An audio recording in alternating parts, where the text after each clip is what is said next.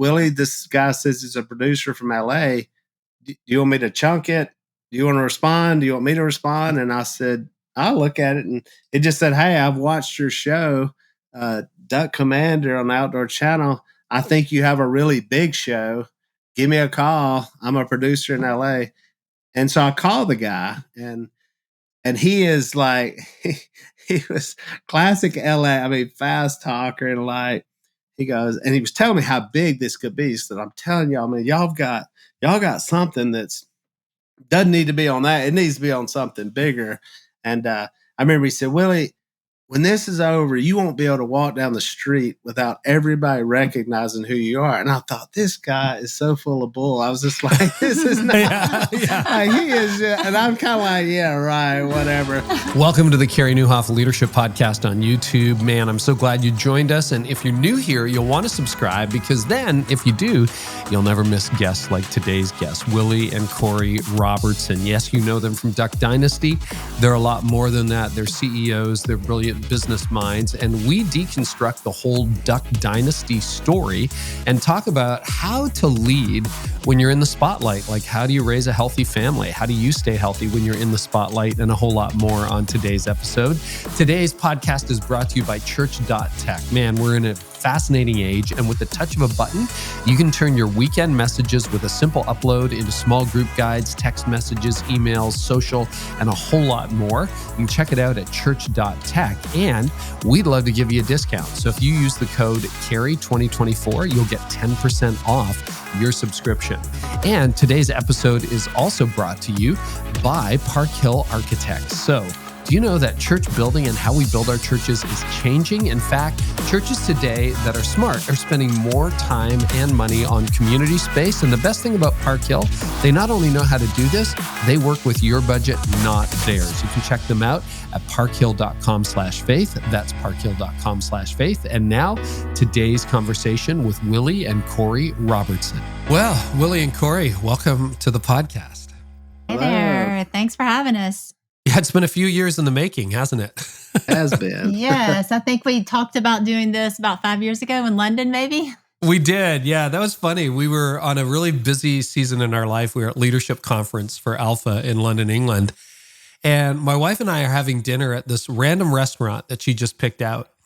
We're sitting there in the corner, and she goes, that guy looks like Willie Robertson from Duck Dynasty. Like, no, what are the odds? We're in England, you know?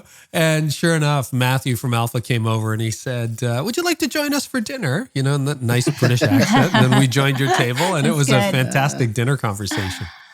Yeah, that was really fun. Well, we needed some more American speakers, especially when I'm with Matthew. Well, they're Canadian, so we had a whole mixture going on that night. Close enough. Yeah. Close enough, yeah. North American. North American. That's right, yeah. Yeah.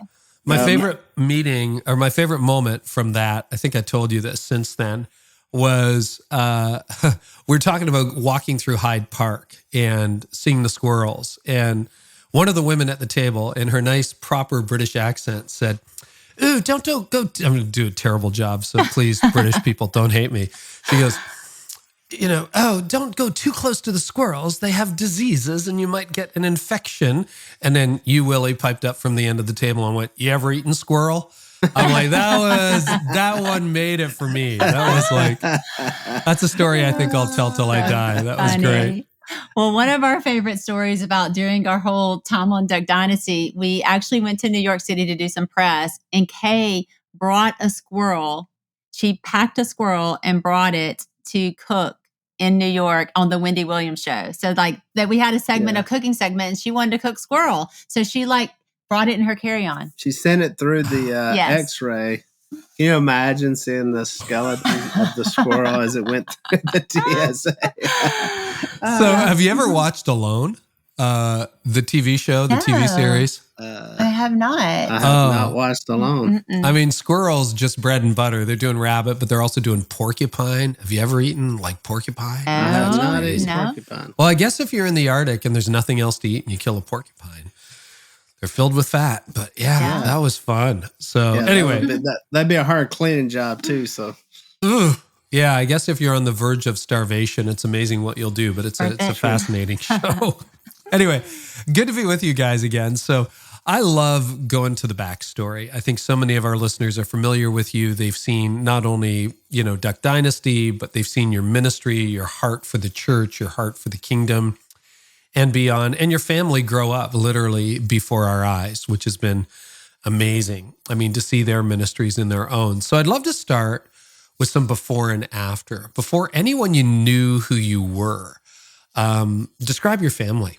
What was it like? What was life like? Because the business had been around long before the TV show. So talk about the Robertsons before we knew who the Robertsons were. Yeah. Go ahead, babe. What was life like before? What was life like before? Well, early on in life, we were pretty poor. We didn't have a lot of money, and so we lived off the land. We talked about eating. We didn't eat porcupine, but we ate pretty much everything we could catch or kill or trap. So we did a lot of kind of ate around the season. So we'd eat fish a lot. Dad was a commercial fisherman. That was our steadiest income, was that. The duck call was coming along, and he had big hopes and aspirations of selling a lot of duck calls, but mostly we fished. And so we ate fish a lot, deer, ducks, obviously, squirrels a lot. Although we couldn't kill the yard squirrels. Mom said those were off limits. So you had to go out in the woods, which we lived in the woods. So, but none of the ones around the house. But yeah, we just kind of grew up in the land, grew up fishing and running around, and we were poor, but I didn't really realize we were poor. It just felt like normal to me. We grew up pretty much out in the country, and it was a pretty stark difference from Korie. Korie grew up in town, so we were from the same town, but we were kind of way out on the river. And I lived in the neighborhood. She lived in a neighborhood. The feel is like, whoa, that's the big city. Yeah. Oh, yeah. She was in a neighborhood, and I mean, so it was a pretty different how we grew up. And Korie and them were very successful in business. Her grandfather and dad were big business guys, and then we just kind of Duck Commander kept kind of growing. And then I can remember when we left fishing, and Dad said, "All right, we're not gonna now. We're just gonna fish for fun and to eat. We don't have to go sell them like we used to, because the duck calls started making more money." And then we started making videos in the late 80s, VHS tapes with the hunts we had. And Dad was kind of just the way he did it was kind of an in your face, real macho. I think that's the name of one of the videos, In Your Face. Yeah, it's pretty much, yeah. It's kind of irreverent. He had like rock music going on. And so it was, I think he had watched so many Clint Eastwood movies. It was like he was the duck hunting version of Clint Eastwood, and the duck was the bad guy, I guess. Mixed in with like classic rock. Yeah, it was like so yeah, we started doing that, and then started getting a little notoriety, especially from the hunting community. Right. And then those videos started growing more and more, kind of an underground movement of people who liked them, coast to coast. Walmart put us in their stores, and that was big, because now all of a sudden we're in California, and we started getting orders from all over the country, or literally all over the world. I mean, people had found out about our calls and our stuff. And I can remember Dad saying, "You think we should make T-shirts? You think somebody'd wear a T-shirt that says Duck Commander?" And we're sitting around the dinner table, the same one that ended up with Duck Dynasty. And we were like, "Yeah, let's do that. Let's make some T-shirts." And then it started. And then I left, because I was like, the last thing I thought I was going to do was work for Duck Commander. I said, "I'm out of here." And because I had done every job you could do, because we really, all throughout, even junior high, and I mean, even little kids, we folded boxes, dipped duck calls constantly. So we missed our 40 days of school. It was sanctioned by our parents. We could miss all the days we wanted, and we were usually working during those times to get the duck calls ready. And so I said, "I'm out of here." I was kind of the yuppie of our family. Yeah. I dressed nice, and it was a little bit of a bait and switch, because he was like the preppy one, the one that, you hunted, of course, with your family, but he was kind of, I'd say it was his rebellious period. It was when he wasn't wearing camo. He was clean shaven. He didn't hunt as much whenever we started dating. Yeah. And I was like, maybe I got the preppy one. And then it dolls. And then what happened, went Korie? down. he always What went happened? back to his roots. Now look at me. So That's all right. I love both versions, or all versions, I should say. All versions. So yeah, that was really who we were before. And then I came back to the business at about 30 years old is when I came back. I'd actually done some church work. I was a college minister. I was a youth minister. I'd spoken. I went to seminary, and so I'd spoken at little tiny churches around town. And I worked at a church camp, which was started by her family as their nonprofit. And so I was the camp maintenance guy and director and all that at the camp. And so I did that in my 20s and then came back to Duck Commander. I kind of thought, you know what, I think I can be successful in business and didn't know how really. But I kind of eyeballed our business. I kind of could look at it from afar. I'd been in it so long that now I could kind of see like, I think there's something here. Yeah. And then really jumped into business. Something about that because we were kind of away from it for a little while. Those 10 years after college, I was a children's minister. We did all that, but we could kind of see it and be like, oh, there's some like dots that haven't been connected yet. And where Phil and Kay were at a point where they were kind of like, we did it all. They thought, we've sold a duck call and everybody we can sell a duck call to. But this was the .com. This is when websites started happening. And so that was really that's what Korie and I really thought. This is where this is going. And my dad did not think, he didn't even understand it. He probably still doesn't understand it. And we went to him and said, Dad, we need a website, and he was like, oh, what? We're like, what? I said, Dad, I think people are going to order. They're just going to order. They're not going to call. And he said, no, that's a terrible idea.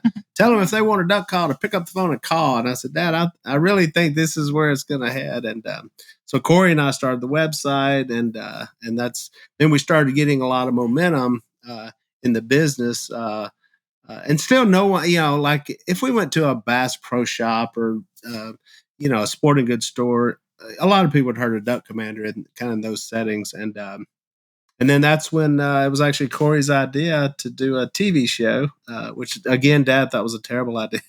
That would be on the Outdoor Channel. That's a little tiny network. And Korie said, I think y'all should do a reality show. And none of us watch reality TV. And and I said, well, Korie, I think we're just normal people. Why would anyone watch us? And she goes, Willie, y'all aren't normal. I said, what do you mean we're not normal? We're the most normal people ever. And she was like, no, y'all aren't. I feel like this could. She was like, Uncle Si. And I'm like, well, okay, maybe. Yeah, Uncle Si is a little strange. And so that's when the idea came about. And then right after that, we had a company approach us and say, hey, are you interested in doing a show?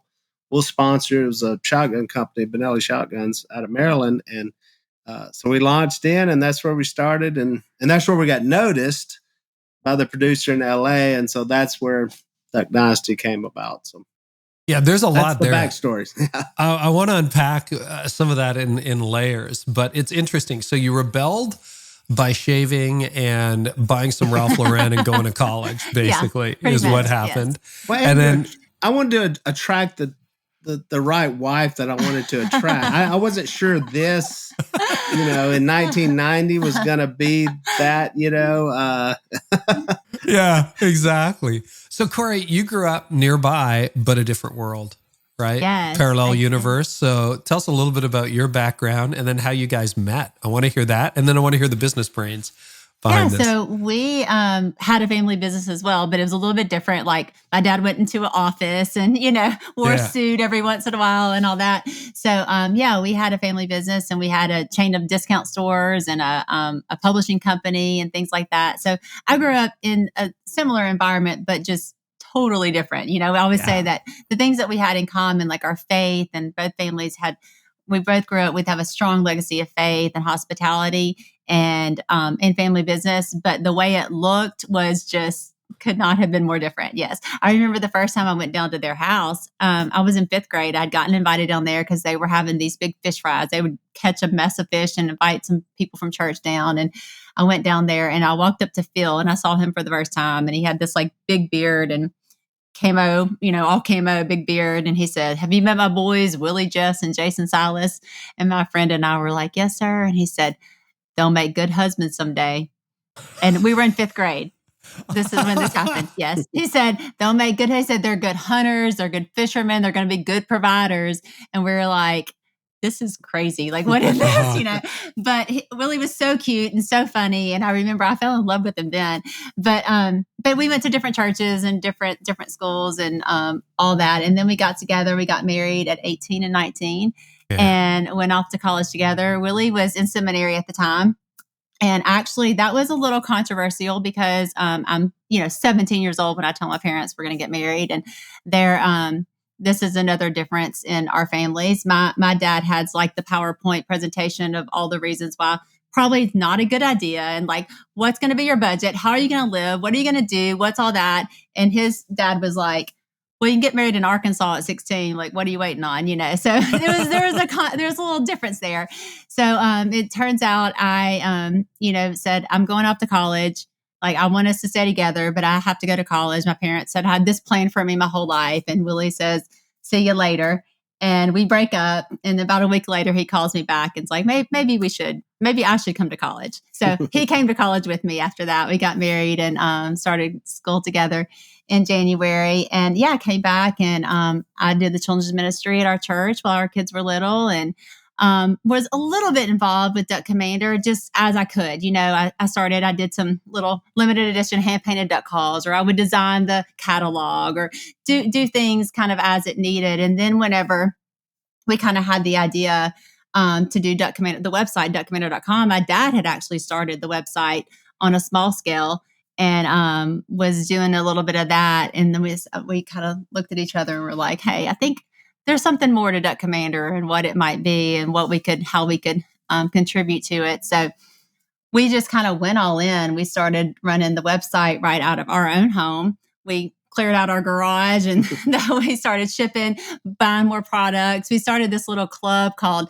Duckaholics Anonymous, and it was like for the hardcore duck hunter. We had 12 steps and I wrote the newsletters. I'd call all the family members and like do interviews, like, tell me, how was your hunt this today? So I was in charge of the Duckaholics Anonymous newsletter and doing the catalogs and trying to kind of develop our merch and all that kind of stuff. So it was fun times.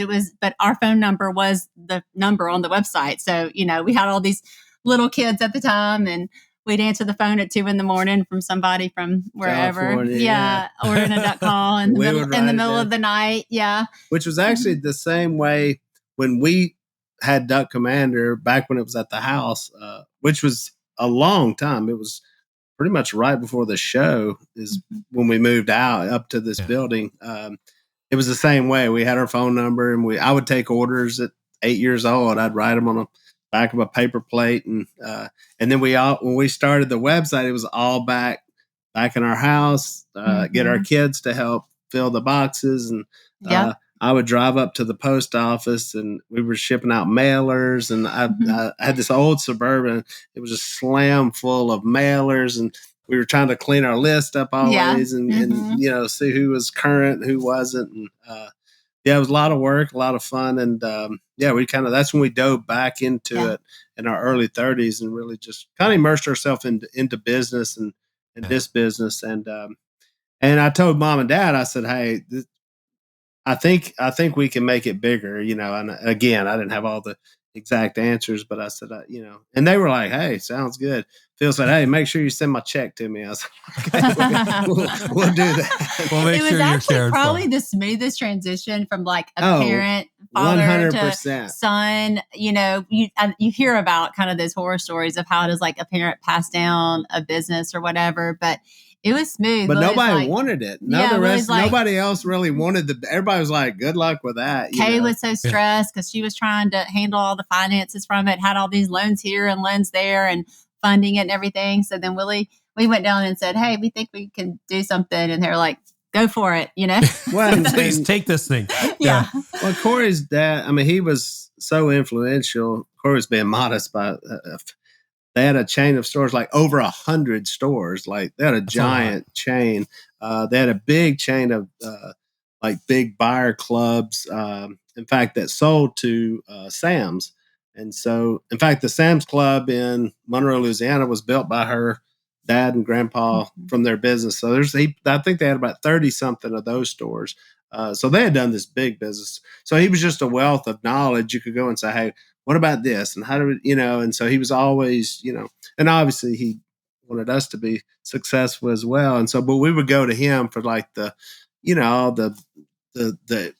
intricacies of business and money and finance and loans and all that kind of stuff. So, just all kind of both our backgrounds came together and it was successful. I mean, we were proud of, even if Duck Dynasty wouldn't have happened, we had, successfully brought Duck Commander kind of to another level for sure. There's so much in that story, and you say it so winsomely and casually as though it was just natural. But I'd love to drill down on a couple of things. So let's go back to when your dad was running it. You would have been a teenager, I guess. Mm-hmm. Do you know how he got the deal with Walmart? It is not easy. If I heard you say he got into Walmart, like that's a big deal. There's a lot of people competing for that. So obviously he had some measure of success. How did that come to be? It's one of the funniest stories of the whole business is that story. So Dad, so Walmart, and people may not realize this, you can sell stuff to Walmart directly to the store. So you don't have to necessarily go through the buyer and through Bentonville. So if you go to Walmart, well, maybe like, so you go and they may have a high school, they may have high school merchandise or some local honey. There's usually some sections to where they sell local things. So any store can, especially back then, you could really just buy stuff and they could set it up.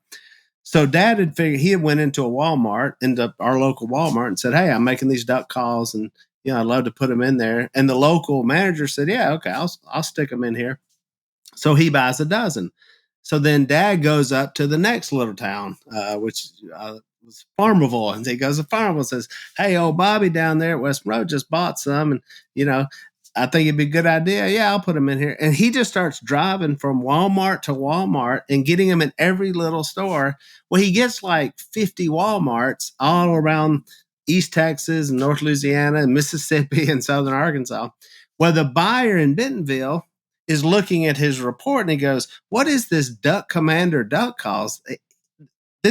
This company, this must be a giant company, right? Because they've got it in 50 stores. Who's their rep firm and who is pitching this product? And no one knew. So he got the number and actually called the house. Walmart called us and he gets Phil on the phone. He goes, Phil, I'm Jerry with corporate Walmart.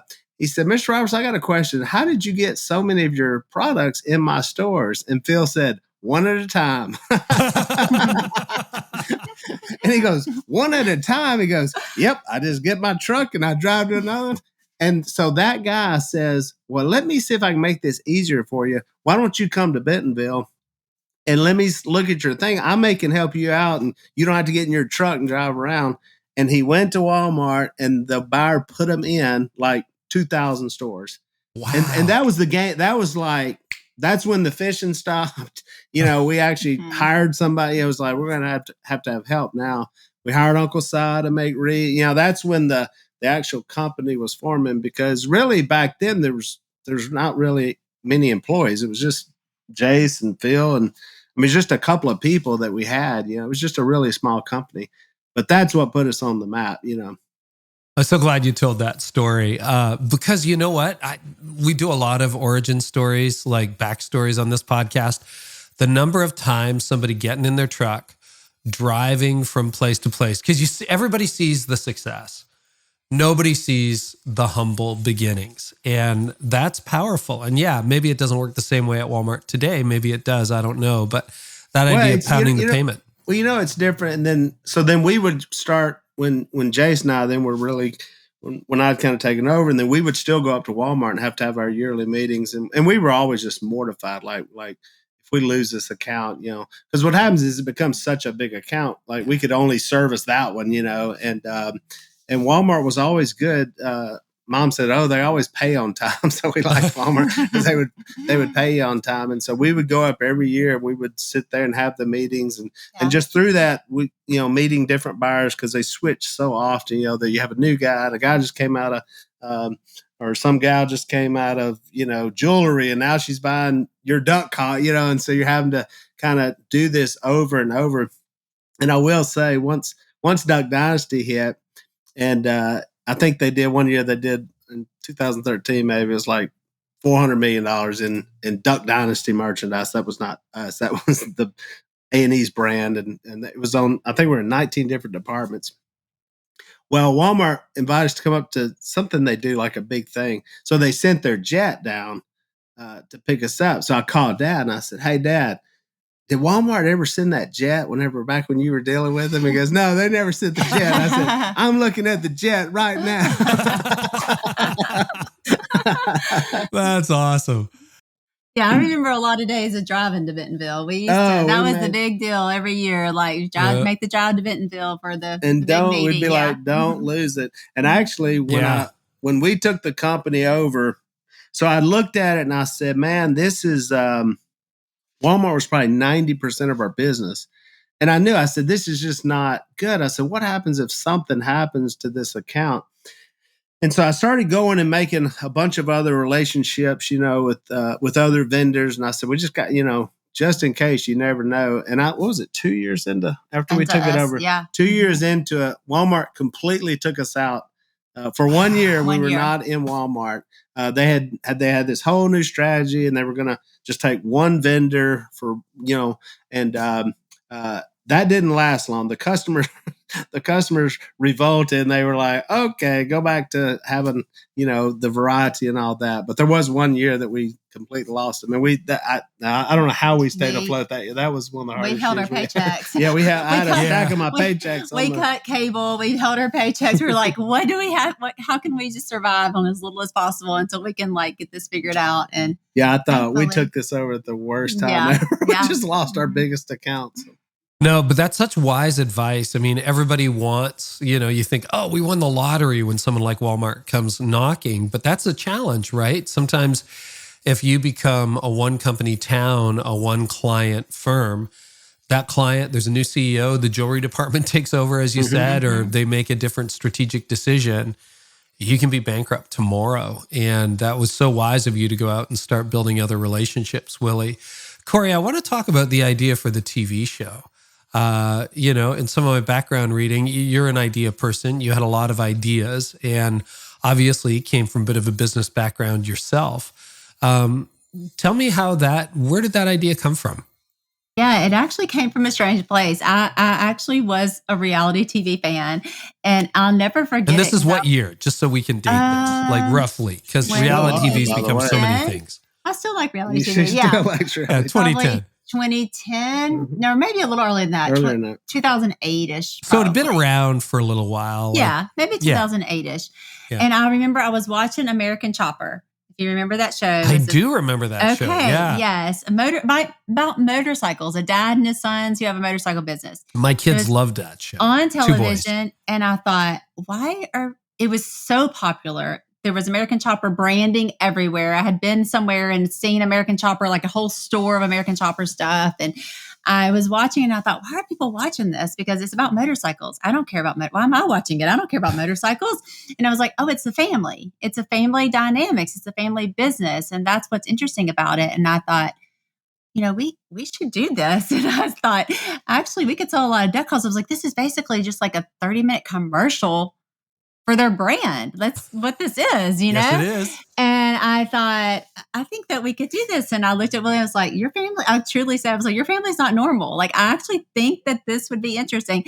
But what I was, we jokingly said his family's not normal, but I think what actually appealed to people is his family is really normal. And a lot of people really did relate to our family on television. And that's what people loved about it. But we, I'd love to say that I had some bigger spiritual reason, because God did so much through this show, but really it was about selling more duck calls initially. I was like, I think we could sell a lot of duck calls if we did this, and we were trying to grow the business. And so I actually emailed, I looked up some production companies. You wrote letters, or did you email? I thought you wrote letters. I could have written a letter about that. I think you said you wrote letters to them. I could be. So I looked up some production companies that produced some American Chopper and some of those. And I sent out a little form, and told a little story about our family and got no response whatsoever. They all had their chance. They all had their chance for Duck Dynasty. And And so I wish if I could go back and look and find those letters, that'd be fun. So yeah, I got absolutely no response and thought, well, okay, it was a good idea. We'll see, if it happens or whatever.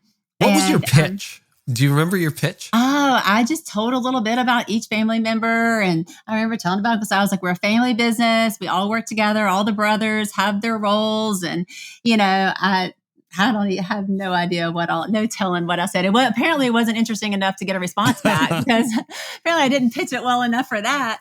But yeah. And then it was like a year later, we were at a big outdoor industry show called the SHOT Show, which is our big hunting industry trade show.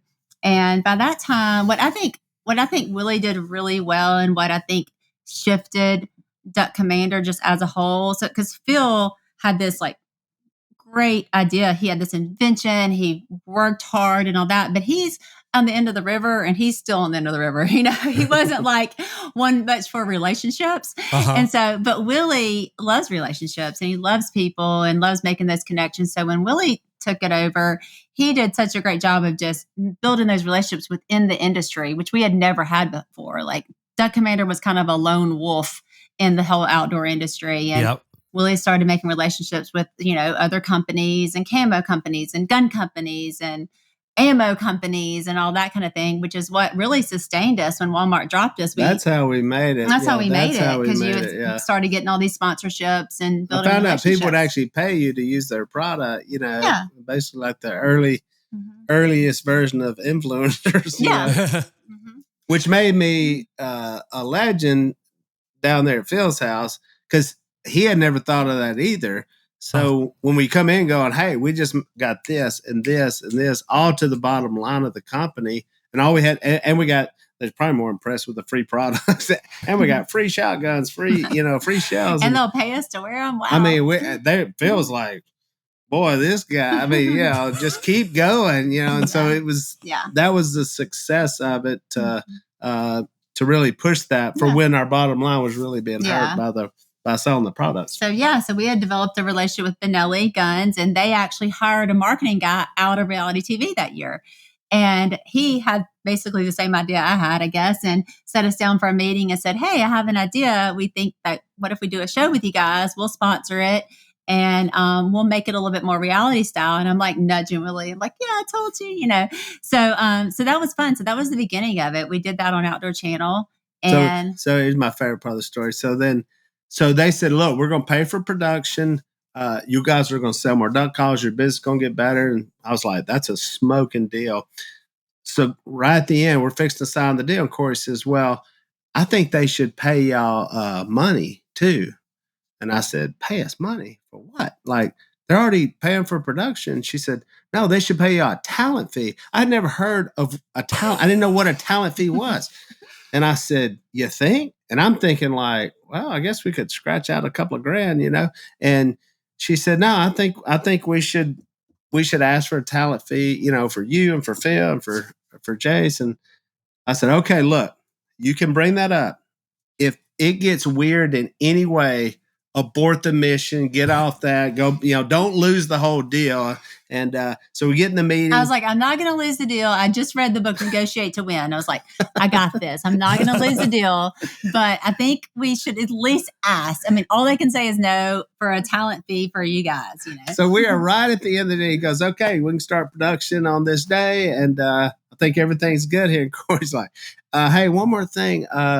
I think that you should pay the guys a talent fee. And he goes, huh, what are you thinking? And she says, I think $30,000 a piece. And when she said that, I mean, I felt like my heart stopped. I was like, because I made 30. That was my whole salary. And I was like, and he just looks up and he goes, yeah, okay, that works. And I went, shoot, we should have said 50. We should have said 50. I was like, I was trying to ask for 50. You wouldn't let me. I know. I said, he took that way too fast, And then, now here's what a good CEO do. When we came back from the meeting, when we went into Dad's house and everybody's in there and they're like, how'd it go? And I said, guess what I just got us? 30,000. So then I act like it was my idea to get the 30,000. And when I said 30,000, everybody just went crazy. We're like, everybody was jumping up and down, dancing. All our salaries doubled. Won the lottery. Wow. That's right. That's great. And so that was that for the outdoor network? That was for the outdoor channel. Yep. Yeah. That was V1. Wow. Yeah, that was version And 1, I was yeah. like, we're done. Like, we can retire. Like, we And have, it really we did. literally have done everything. It did really what we hoped it would do. It was a great commercial for our product. We sold it a lot more. We became, and also I think we look back and you see God's hand in it. You see, like, we had these little VHS tapes. We started developing kind of a following in the hunting world. Some people knew who we were. Then we did this, and like, okay, more people started knowing who we were. We developed a little bit more like fame, I guess you would say. And then when the A&E show happened, of course, everything blew up and it was a whole nother world. But we look back and see how God kind of prepared us. Like, one, to be on camera, to see what that looked like, what that felt like, how to work together as a family to make a show. The show on Outdoor Channel was very similar to what Duck Dynasty ended up being. Yeah, because actually, we did some really funny stuff. Yeah, with the we did family. fun stuff. It was more like hunting. It was like but- hardcore hunting on one side. It was like that was the A story. It was the hunt and how many they killed. But then the other side was always just this weird stuff with our kids. Yeah. And I wore this white suit. I remember the promo. I had a duck, and I'm walking down the middle of the highway with a white suit, white hat, and a duck. No reason. Just why not? The producer just thought it was the funniest thing ever, And so we're just out there literally making funny videos. Just funny thing. It was we're a putting great it out practice for us to kind of like really figure out good what this looks like and have fun with it and whether we like do it and enjoy doing it. And you see we had God's a hand blast. kind of carrying us through all of it and preparing us for what was to come. And then A&E approached you, or how did that happen? So we did that show for 3 years, seasons. 3 seasons. And then out of the blue, an email comes in to the general information box at Duck Commander, which by this time has gotten more people sending, because we have this little show. But a secretary came in and said, Willie, this guy says he's a producer from LA. Do you want me to chunk it? Do you want to respond? Do you want me to respond? And I said, I'll look at it. And it just said, hey, I've watched your show, Duck Commander on the Outdoor Channel. I think you have a really big show. Give me a call. I'm a producer in LA. And so I called the guy, and he is like, he was classic LA. I mean, fast talker, and like, he goes, and he was telling me how big this could be. So I'm telling y'all, man, y'all got something that's doesn't need to be on that. It needs to be on something bigger. And I remember he said, Willie, when this is over, you won't be able to walk down the street without everybody recognizing who you are. And I thought, this guy is so full of bull. I was just like, this is not, like, he is. And I'm kind of like, yeah, right, whatever. And I said, well, what do you do? What's the next step? And he goes, well, we just make a sizzle reel, 3-minute thing. Now, fortunately, we had done this show. And so we had a lot of footage of really cool stuff we had shot. And so we put together a 3-minute sizzle reel, and then he goes and shows it to all these networks, and he got a lot of interest. Like there, and A&E, I didn't even really know anything about A&E, and A&E came in and they said they would pay for 2 pilot shows. Now we had other networks give us offer a full season. So I thought that's what we were going to do, but this guy was wise. He said, no, he said, if A&E picks this thing up, he said, that's the kind of network they're owned by Disney. It's ABC, ESPN, all those are in the same family. History Channel was part of that. He goes, they have a mixed audience, men and women. He said, and this could really be it could be a giant thing. If the pilots work and they pick it up, it's going to be huge. If they pass on it, it's over. He goes, nobody's going to touch it. So he said, let's make 2 good pilots. It was a risk, but yeah. It was a risk. And we didn't have a clue what we were doing. I mean, we didn't know what exactly we were. We came and filmed the 2 pilots. And I'll tell him myself a little bit more how deep my reality TV love goes. So I watched a show called Gene Simmons' Family Jewels, which was like I about saw that Gene one Simmons. Too for you a saw while. that one? Okay, Wow, that was on A&E. Yeah. That was on A&E. That was on A&E. So that was another part of our decision. I was like, okay, I watched the show on A&E. Was a great show about Gene Simmons' family. And I thought, if they make Gene Simmons' family look good, we could probably, probably be pretty good for us to be there too. So we never talked to A&E. We just made the show with the production company, and they had picked it up, and like I said, they had paid for it, and we had no idea where it was going to go. And so then A&E, so we all get on the phone after the pilots, and they're like, "Well, we've got good news and bad news. The bad news is this is not the show that we ordered." And we're like, "Oh no!" And they said the good news is it's way better than what we thought we were getting. They thought, they just saw a photo of us, and they thought we were like swamp people with beards, and like we were out fighting, I guess, snakes or whatever. It was just like we were going to be grunting, the and varmint, Yeah, and so I guess their idea of Louisiana, because you had so many shows on from Louisiana. You had Swamp People and Billy I remember the Swamp Exterminator. People. Gosh, I watched a lot of reality TV when my kids were growing up. There you go. That's funny. Yeah. So they said this is actually a family show. They had no idea they were getting some sort of family show. And then none of them knew at all, and I don't even know that we knew exactly the extent of it. Nobody knew it was going to be funny. Like they just thought it was going to be really serious. Well, our Outdoors Channel show was funny. Yeah, I mean, but I don't think they thought it was going to be funny. Yeah, I mean they thought it was going to be, I think, a little bit more like manly, like things blowing up, a little bit more like hard, like Swamp People-ish, I think, is what they expected, and then it was a comedy. Yeah. No, I appreciate that. And I guess the rest is sort of history. What were the differences day to day in the 3 seasons you did on a minor network versus becoming one of the biggest TV shows of its day?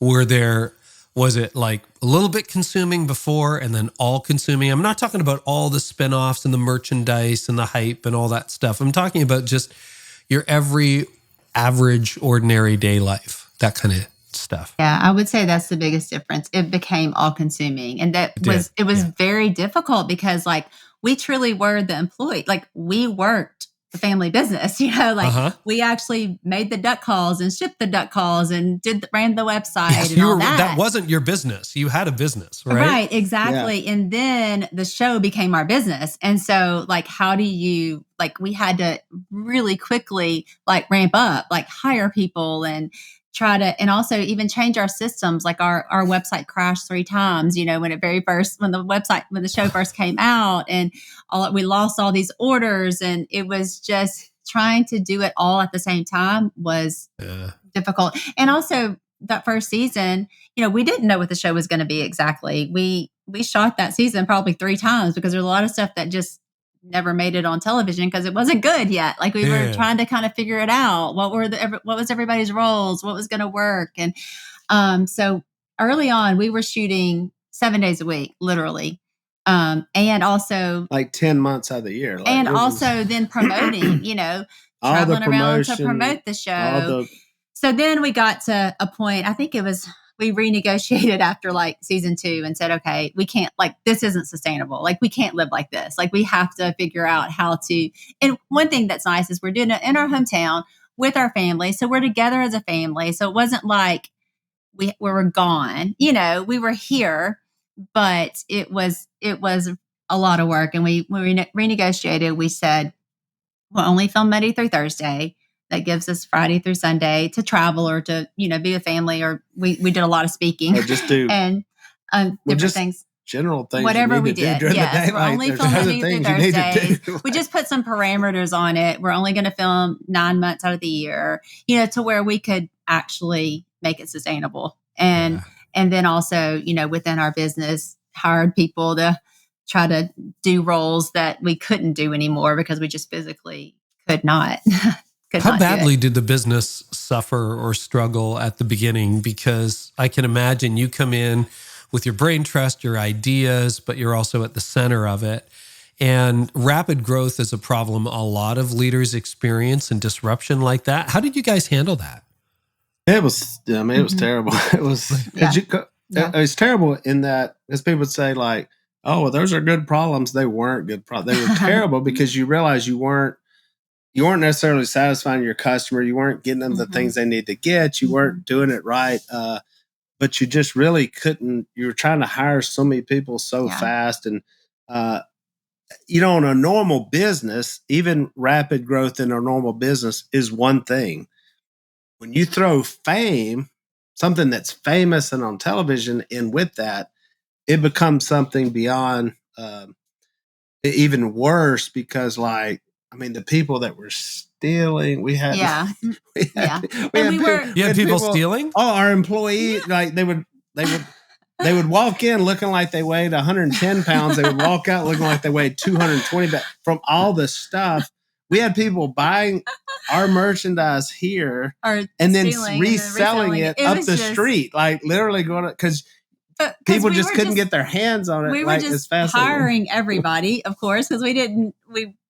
Our growth was 800%. It was just insane. It was more than that. Wow. And and we didn't have. We were a family business, so we, like I said, we had I think 17 employees and 14 of them were family before the show started.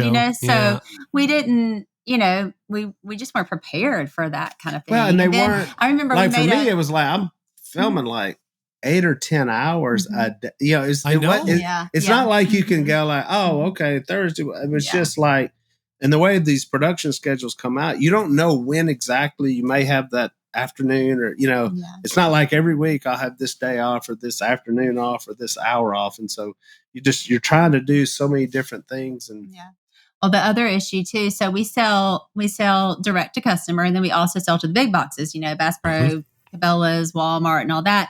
So whenever our website crashed and the orders were just coming in so fast, then it's do we upset 1,000 people or do we upset one big box buyer? Because we can't fulfill all them or we can't fulfill them. Which so making those choices, how do we, let our customers know we are truly doing our best. We actually made a YouTube video because on the show, because the nature of the show looks like we're just goofing off all the time. The guys are never working; they're golfing or whatever. But instead, we were actually working 24/7. But it looked like we were just goofing off, and we'd get these irate customers I haven't gotten my order. I just saw you on TV. Y'all are out doing nothing. I have not got my order for Christmas, and we're so we made a YouTube video showing that we are actually working. We are trying to get your order to you. And then of course, we solved a lot of those problems. But initially that first kind of, we launched the show in April of March of 2012.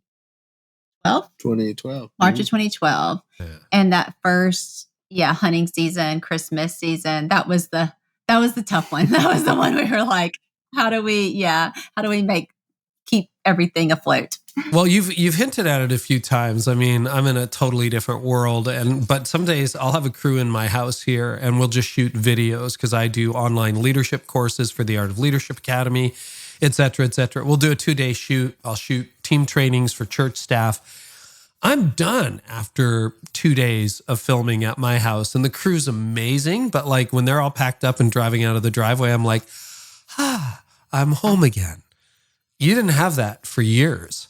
What was the pressure of, and obviously you adjusted after 2 seasons, you said that, but what was that like where the camera was always on? I want to start with the pressure on the two of you because it's got to put some pressure on a marriage.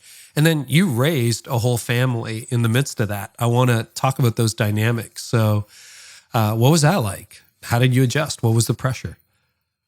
It was hard. Yeah. Really tough. Yeah, it was tough to...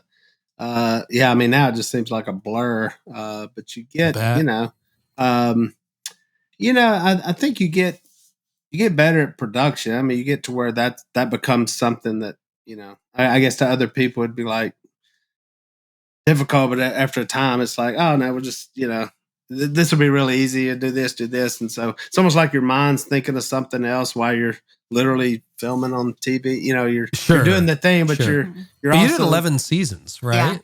So you're kind of 131 episodes. And it is surprising how when you're filming, you kind of feel like you're not doing a whole lot because you're talking, you're visiting, you're whatever, but it is exhausting. There's something that is kind of exhausting, and it is long days. So, I think there was a lot of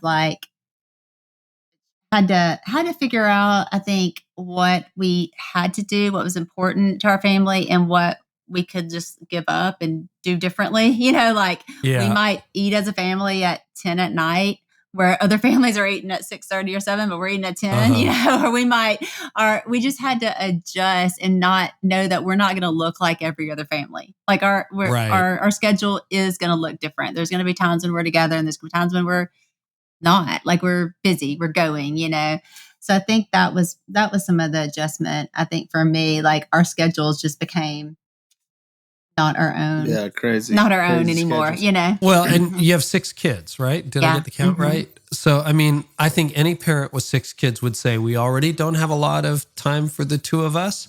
Add a film crew and all those seasons into it. What did the 2 of you do to keep your marriage healthy, alive, together in that season?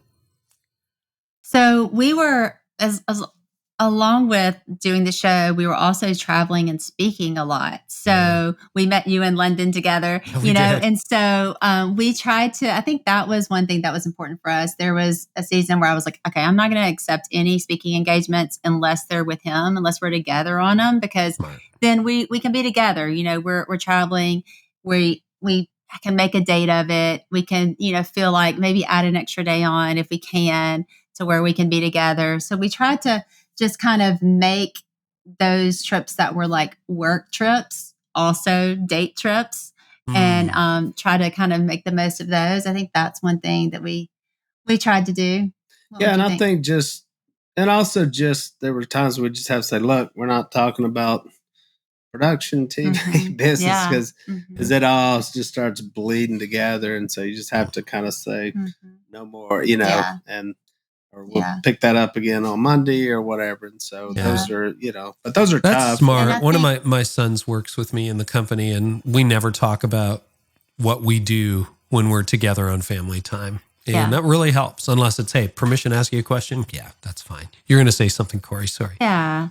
Oh, I was thinking, one thing I think that was a real blessing for us is we stayed in our same, like we still live in the same neighborhood we lived in. Like we had our same kind of like, our kids went to the same school, our church stayed the same during that time period. So those kind of like pillars that are the important things in life, we really try to keep that stability and consistency.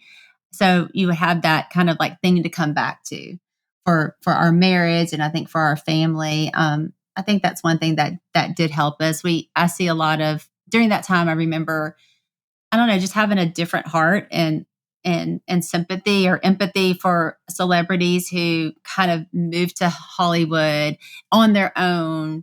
And there is a loneliness that can come into it, because if you're traveling and you're recognized everywhere you go, you're ordering room service, you're in your room, and it looks like the good life. You're like, yeah, you're in a great hotel and you're doing this amazing thing, but also like you're kind of trapped in your room sometimes, and there's a loneliness that can come in that. So we feel really fortunate that we did get to do it as a family, and we really did try to keep that stability, but still like those things affect you. And now when I see other celebrities, particularly like young people, like make it big, and you see them being interviewed on Jimmy Fallon or whatever, I just have that thought of like, oh, they're probably kind of stuck in their room. Like we'll having to order room service because they can't go out. They can't be a part. They can't be a part of the crowd. You kind of start realizing, like for our kids, that was a difficult thing. Like you couldn't just go to a concert, which seems like normal part of life or fun thing you can get to do, but you can't just be in the crowd. Well, you can, but. Well, How did you handle that? Bombarded. I mean, you're talking to a lot of leaders who didn't have, national TV shows and that kind of thing, but who have difficulty going out in their communities in a restaurant without someone from the church or someone that they know talking to them. I want to say bothering them. That's not the right word, but you know what I mean, right? Yeah. You're trying to have a nice date night. And I mean, I guess, Willie, if you shaved your beard and put your polo back on and dyed your hair, maybe you could get away with that, but you're kind of recognizable, like people would see you. How did you handle the public pressure of being recognized continually, or how do you handle it? It's not like it's gone. I guess you just get so used to it, and and you just smile, and I always try to stay positive and say, well, that's just more. That's why it was a big show, you know. It was a positive show, that especially the nature of our show, so they feel like they know you. They, you know, and to a lot of respects, they do. They've been in my house. They know my wife, my kids, my parents, my, you know, I mean, they know a lot of things about you. They know, you know, the vehicle you drive. So, you know, that camera's going through, you know, where we live and where we work. And so they do know a lot about you. And so they feel like there's this connection, even spiritually, there's a connection, you know, through the church. And so, you just have to, I guess I'm just so used to it. I just get used to just smiling, you know, I took pictures this morning in our local hardware store.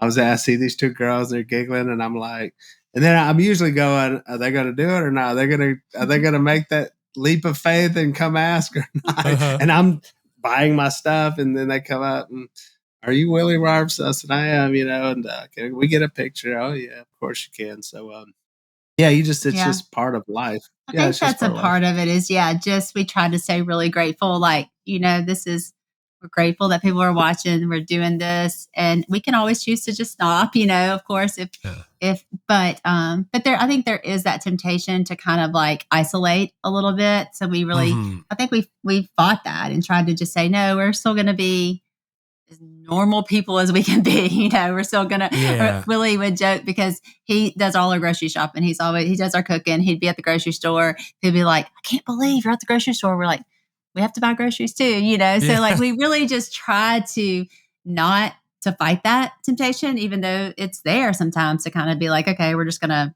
not go out because it's harder. It's a little bit harder. But also I think particularly for our kids, we had to help them set some boundaries for themselves because, you know, we wanted them to have a normal childhood as they could. And they were always so gracious and so took pictures with everybody. But there were times when we just had to say, like, it's okay for you to say, not right now, I'm with my friends. You know, we had to allow them that space and give them those words to say, like, be as kind as you can because this is that person's first time to see you, and that's, you know, what they're excited about. But also you can create boundaries for yourself and say, no, I'm with my friends tonight. Sorry, I can't take a picture with you right now. You know, or also, you know, there were times when we would have to get security so that we could go do things, you know, and be able to kind of be in the world, I guess you say. But we really tried to just make it as there were some normal people that were as I'll bet you would attract your share with that audience, right? There's all that. Oh, for sure. So yeah. But we felt really called to what we were doing. We don't live our life in fear or in you know, we don't shrink back.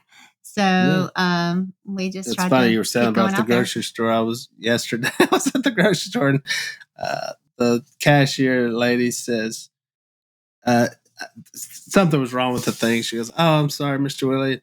And she looks up to everybody around and goes, "I want y'all to know he comes in here every day and buys groceries." It was almost like a validate, like he's a normal person. He is in here more than anybody. And I was like, thank you for saying that. I guess I'm a frequent shopper. Do you ever draw that line that you encourage your kids to? Like, hey, you know what? Thank you so much. Another time maybe, but we're on a date night tonight or we're on a personal vacation. Or do you just kind of roll with it? It's the price of what happened. There's been times, I mean, I have told, especially when I'm eating, like, and just how they approach, you know, I mean, there's times that we're right at dinner and they just, you know, some people are just kind of belligerent and, you know, I got to get a picture. And I'm just like, no, you know, like. Sometimes we'll say like, hey, can we wait till after dinner? I'd be happy to do with it after dinner. Well, I've heard that as a frequent boundary. If they don't ask, you know what I'm saying? Sometimes just barely. Oh, yeah, they just come up and be like, they just hey.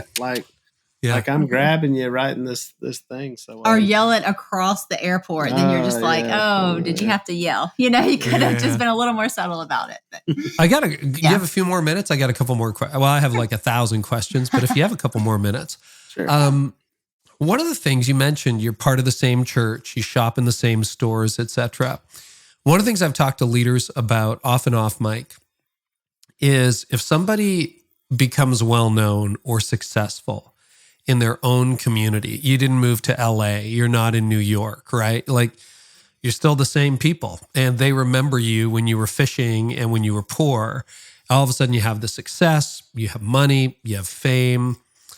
That can create very funky dynamics with the people that you grew up with and who are like, well, why did that happen to you? Or wait a minute, how did you take a special pill? Or have you seen those dynamics? Could you describe them? And then what have you done about them? Oh, 100%. I would say also both sides of the coin. One side that I think we got the most criticism probably from the people in our local church or whatever, about what you do or don't do or whatever. But then the other side of the coin, people start to treat you differently. You're like, wait, you know me. I was in school with you since third grade. Why are you wanting to take a picture with me now? That feels a little weird. You're like, can I get a picture at church? We're like, I've known you my whole life. That's weird, But or they'd be like, can I ask you a question? You're like, of course you can ask me a question. I know you. You've been to my house. I say it's funny. I say either I either get overcharged because of who I am, or they give it to me for free because of who I am. It's a strange thing, It's a strange. You can't pay a normal price, right? Well, you can't pay a normal price. It's like, but I would say, as far as early criticism, definitely that was probably the hardest thing for us to. Experience. I think there was. It's probably jealousy though, and I think a lot of people said, well, "Shoot, if they can do it, or if he can do it, anybody can do that," And it was like I'm just the luckiest guy in the world. It's just where it just they think there's nothing special. How did that happen? And so I could feel it from them. Wait a minute, But I think locally it was strange. Some people are like, you could just feel that. I could feel people just feel like, they think they're a big deal. And I'm like, I'm not saying I'm a big deal. I'm not trying to be a big deal. We're not, we're the same people. We just are doing a. And it's probably because of how other people would talk about us. But then again, there were some just beautiful people, here that was just thank you so much for, for who you are, or putting this on the map, or just showing the state good, or the city, or the parish, or wherever we're at, in a good light. And I think what this might relate to some of the people who listen, who kind of develop that celebrity within their church or whatever. What's funny to me is you'll hear something that somebody thought about you because somebody else said something, and you start thinking we don't think about how much other people talk about us, but then all of a sudden you hear this, you're like, oh, people are talking about us, and they're coming up with their own stories or whatever that might be. And then you don't know that until someone actually tells you oh, I thought this, I heard this. And you're like, what else are people saying about us? Who knows, But I think early on, probably one of the hardest things, remember early on for us, was kind of the criticism we got from the church, because, we had a prayer on the show. So then people were like, well, you should be doing more. You should be preaching the gospel every time, or you should be doing this, or your daughter's, shorts are too short, or you're this, or you made this decision for your family, or whatever. Where almost at first it felt like the world thought we were great, but the church was very critical about everything we did. So that was hard. That was hard to deal with early on, because it was that was I'm saying no, it's not at all. It was just people from the church. It was like it felt that way a little bit, and it felt like oh no. Which then, of course, I think we learned very quickly, and something that we talked with our kids about from very early on is we're here to please God. It's not going to be we're swayed by whatever the church says or whatever the world says. We're going to be tossed and turned. There's no, it's not pleasable either way. There's always going to be that small part of people that aren't going to be happy with you here, or aren't going to be happy with you here. So you got to make sure you're just aligned with pleasing when God. I completely turned that off, and still do, to where I really don't. I don't read the comments. I don't look at social media. I've been off that grid for a while, and it's awesome because it was just too much. It was, it was the one negative thing, and I don't even let people around here like, don't bring it to me and show me, don't say, oh, you got to see this one though. And so, yeah, because people are just ugly, and and I was like, I just don't have time for, if someone wants to say it to my face, they can say it to my face, but You're both really relational people. Another thing that can be challenging when your circumstances change quickly is keeping authentic friendships, people who knew you before all this happened, who are still great friends today. Have you had success in that area? Some friendships that have just stayed solid and didn't get weird? And if so, what have been some keys to keeping those friendships healthy and alive? I'd say both. I'd say we have some that didn't, probably because of the, the show, because of the show, and it just got, strange or whatever. And then we have some that are, and I think we just, a lot of times I just had to communicate with some of my friends, like, look, you're going to have to don't start changing based on, because usually it's maybe for my advantage. Like, I know you're so busy. I know you, all of a sudden I'm become more important than my friend. I'm like, no, you're going to have to not let yourself think like that and think, if you need to call me, call me. If you need to text me, text me. Don't start overthinking. Well, I know you're so busy and I know you've got everybody, pulling on you, which is true, but it's like, you have to, keep being normal and just like, we were or whatever. And so, and we have, and I have, but we do have other friends too now that we have new friends, which are, a lot of them are in the spotlight and some either church or all kind of fields. But they have that same, so you can kind of share that kindred spirit where it's like, we get it. We don't have to talk about, we don't have to say, what's it like when you go, we don't, some of our friends, we don't have to sit there and go, what's it like when you're in front of 1,000 people or 10,000 people? And so those friendships are fun too, because because I had friends before I was ever famous. I had famous friends. I had, especially athletes and musicians. And then once we hit this, and I was like, oh, now I can so relate, I can so relate to what, to what some of that stuff was, where it's like, it's tough, it's a different way. And I think for a lot of what's hard is it's hard to have a normal conversation as to your day-to-day life. And so, because I'm talking to my friend, he's like, well, I got the new grill in, and I'm, next. And he's like, what you got going on? And I don't even want to say it. I don't even want to say like, well, next week I'll be here and then be here and then be, and then from London to here, I don't want to make them feel bad going, I'm obviously doing a lot more than you're doing. Yeah. And so those are kind of tough, to kind of have just a normal conversation, but not hold back and say, I don't really tell you what I got going on or what deals I have or whatever. And so I think some of those conversations are tough. Yeah. It's very nice to have a few friends, and often it's single digit, who they get it. And they don't ask questions, and you can say, I'm so tired from travel. It's like, I haven't had a vacation in 2 years, Like, I get it. Yeah. Those are great. Yeah. Any other thoughts on that? And then I want to ask you about your kids, because keeping them grounded. And I mean, to see where some of them have landed in their adult life is just, all of them in amazing places. That's not guaranteed, like particularly with the journey you've been through. So what have been some principles that you've used to keep your kids grounded, your family close, and things as normal as they can be? Yeah, I remember when we first decided to do the show and started kind of telling some people, hey, we're going to do this reality show.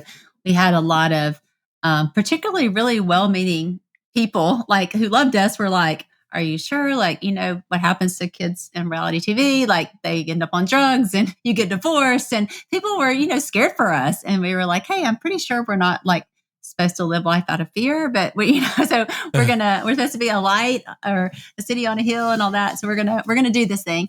But yeah, it is, I remember thinking a big part of it was I was experiencing this at 40, in my 40s. I had a lot of life, and our kids are going through this in their teenage years, difficult years, transitional years, and just thinking like, I really don't even know what that feels like. I'm helping them through it and I think, one of the things that we did and was just talk a lot, really make sure we had time to talk about everything and help them navigate all of it. But yeah, I mean, I remember Willie and I looking at each other going like, we don't really know what this feels like. For one, social media. I mean, we didn't have social media as teenagers, so that was a huge part of it. And how do we help our kids navigate that when we really don't even know what this is going to be or what this is going to look like? Because that was early days of, Instagram and Twitter and all that kind of stuff was happening. And so, and our kids are just thrown right into it with millions of followers, so that was a whole different thing. So I think a big part of it was just a lot of communication, just late nights, conversation, without anything. We really kind of instilled in our kids. Sadie laughs because she was scared to not tell me anything because I was like, you have to tell me everything. It's like, I really just wanted our kids to know that like, there's nothing that they cannot tell us. There's nothing that we can't work through. Like, just give it all to us straight, And so we really just kept those lines of communication very open and tried to help them navigate it and point them, to Jesus, open up the word, to help them to kind of know that that's the relationship that's going to be there forever. Wow. And, you got to trust your faith. I mean, the Bible's not written for people, unless you're in reality TV or unless you're famous. I mean, the faith is the faith that's no matter what good times, bad times, think about just through human history. I mean, what people have gotten through and even today, I mean, just think about around the world, and just the awful stuff that's going on. So it's the same faith. It's the same faith that we have. And so that is passed down. Now, whether or not they accept that faith and live that faith and, that's going to be on them. All we can do is pass it down and, present it to them and say, this is what's worked for us. This is what we believe in. And hopefully they see the authenticity of our lives and the fruit of the Spirit that are coming out of that faith. Yeah. And then it's on them to take that, And so that's where you got to let go and say, there you go. That's all we can do. And unfortunately, our children, are all, deep in their faith and, on their journeys and which is awesome. And which is what we really, but I think you just trust it. I mean, you have to, if you start overthinking going, we're faithful, but, it's kind of like COVID where it's like, we're just going to let go and let God, but I don't want to die. It's like, which one is it? Are you really, God's in control, but make sure I don't get sick. And, and so sometimes I feel like we sound kind of phony, with the things we say and then actually all the things we do to make sure we stay alive as long as we can to be safe and be, it's like, come on now, the New Testament was full of peril and awful things, happening because of the faith. And so, so I think we just got to trust that. Yeah. And I think just keeping it real, being the same thing at home as you are in public. I just, I think that's can be the hardest thing on kids when they see something different in public than they see at home. And so we really, flaws and all, like perfection or imperfection, tried to be real with our kids and real in public, who we are here with you, who we are at church, who we are in our home, who we are with the film crew, who we are. But that's not just fame. That goes over to the church anybody, leaders. And yes. that's where that really starts getting screwed up. The same. Because they feel like my job, like I have to be this way. I have to look this way or whatever.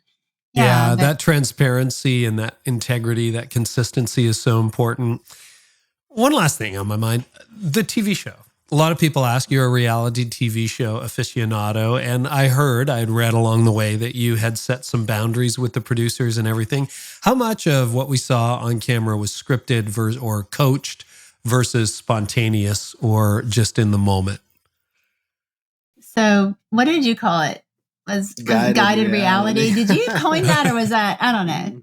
I think so. I mean, I don't know. But so I don't think we always say it's like it's like, we know we're going to have a conversation with you. That's on the plan for the agenda today. And you sent us ahead of some things that we're going to talk about, And so, every episode had an A story and a B story. So it's not like hidden cameras in our house that are following us around. We knew our stories. A hidden camera is a true That would be a true reality show. Yes. You didn't know the camera's there. Yes. Believe me, when the camera's in your face, you know you'll. And you're thinking twice. Especially people that have never done it, they really get nervous when that camera comes on. So you kind of know. We'd sit down the early of the season and plan out like what are some things that we want to do or fun things what or we whatever. Got going on? Kind of create this. We the storylines, the A story, the B story. I mean, the show was 22 and a half minutes. So life doesn't start, beginning, and end, and all in 22 minutes. So sometimes we'd have to kind of speed it up. And so you never, you kind of, I knew once we were locked into hey, we're going to shoot in the office. We couldn't change our mind and say, you know what, this would be funner 45 minutes away, because there's a crew of 40 people that are going to have to go set that up. And so, but once you get in there were things that would happen that we never saw happen, especially when you're dealing with like Uncle Si or even Phil. Like you never knew what they were going to say. Mm-hmm. And they would just come out with something and we'd be like, we're going with that. Like whatever he just said. Mm-hmm. And then, but then I would give Si, I would say Si, like, we would cut and I'd say, Si, you need to say, and because I'd think of something funny and I'd say, come back and say this. So I love putting things like on him, like from pop culture, like we would give him a line of a Beyonce song, say, Si, if you love it, you better put a ring on it. And then and most of the time he would screw it up, which was even funnier. Mm-hmm. But then him doing that. And then the hardest part was the hardest part was just not laughing the whole time. So we had to keep it kind of straight, because then that's what left, and the editors and them did such a good job.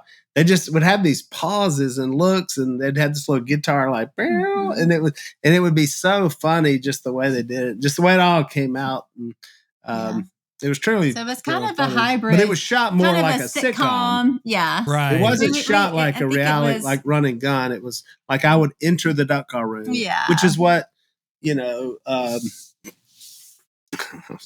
you see on Seinfeld. Bill Cosby. But it was like they would enter the room, you know what I'm saying? Mm-hmm. Like, you in the room, hey, we're here, or cheers or whatever, And so that's the way this show was shot. And so so the viewer didn't really realize, wait, this is like the sitcoms I watch, but it's real people. Yeah. And so we shoot multiple takes and we shoot multiple takes. So we shot it like a sitcom, but we were free to we ad-libbed and be ourselves and be who we were. And that was the challenging part of it. They wouldn't let me look at the camera, though. That was a challenging part of it, though, because we're playing ourselves, but also we're a part of this story that goes. So you had to be real and authentic to who you are, but also you had to, tell the story and pull it because through. Like I'm the boss. Mm-hmm. I'm run the company. And so all this stuff was rooted in, well, how does this work? And I'm like, I'm constantly having to make these guys work. So all this was rooted in this thing, and so. But then at first I was like, because, reality TV, it kind of makes you a little bit more one-dimensional. So I remember the first season, Willie's the CEO, the boss. So he's kind of like the buzzkill every time he walks in. It's like, get to work, Get back to work. And he's not being so lazy. And he's the one that's like all about the money, and it's like, people are going to think you're greedy and all about the money because that's the one part of kind of his personality initially they show. And that's something I think we learned about even human nature. I remember the network executives told us, like, you got to let them know what to expect. Your audience has to know what to expect. And like, when you come in, this is what's going to happen. And then as the seasons go, they can kind of get to know you in a different way. But it's really interesting. I think actually our son, John Luke, who was a teenager at the time, he got the opportunity to do like a little TED Talk as a teenager, 18 years old. And he did it he talked about how people not allowing you to change, how if you look at these, and he started out talking about, you look at these like aging rockers who still look the same as they did when they were like in their 20s, you're like, that looks not working for you anymore. But like people want them to stay the same. But in real life, like we need to allow people to change, allow you to be different than who you were in high school, or to be different who you are there. But sometimes in this kind of celebrity world, you can kind of get stuck as the person you were at your height of fame. And I think people can do that in normal life too. And that's kind of what he talked about. I thought it was a really good observation, because it is kind of what we do to people. We have them fixed in our minds of who they are and what they are. And for good or bad, we don't allow them to change, when real people change, and we should change. Yeah, and you have. I mean, the show has been off air now for a number of years. You wound it up and everything. What are you guys working on now? What are you excited about? You've got a new book, I think, Willie, coming out this year. I've got a book coming out, in a couple of months called Gospeller, one who teaches the gospel. And so, it's a lot of my stories that I've just over the years have collected, where I've, shared the gospel with people and how to start that conversation. I talk to so many people and they're like, man, I'd love to do that. I just don't know where to start. And we'll kind of make a lot of excuses as to why, I don't know the Bible well enough. And so I just try to break down those, and I just kind of give the approach that I've given with people, and just kind of the little roadmap that I take through the New Testament. And it was really fun. I just wanted to get that story down. It was during COVID, and I started teaching a class at the church on how to share your faith with people. And Lee Strobel, who I'd went and heard, and he had challenged us with this idea about,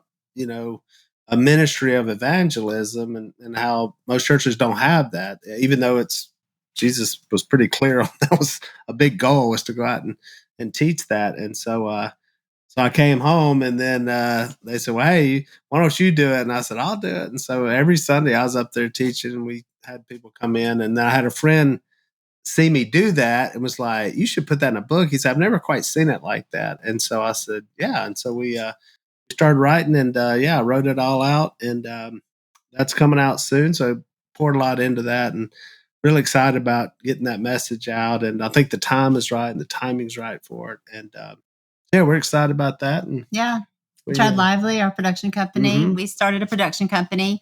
I guess it was around 2020 as well.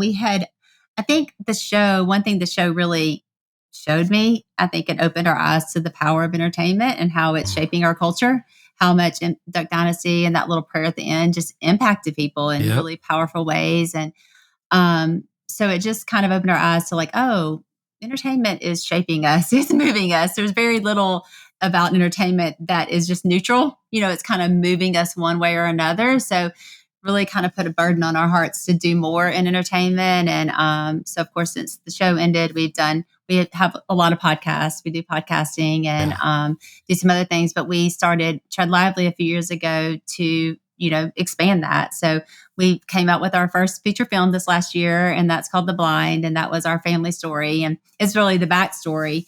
And like you mentioned, people kind of see this like success and fame, but it was important to us to kind of say, like, oh, that wasn't always our family story. Like, there was a lot that came before that. There was a pivotal thing that had to happen. Phil and Kay their marriage had to be saved for any of this to happen.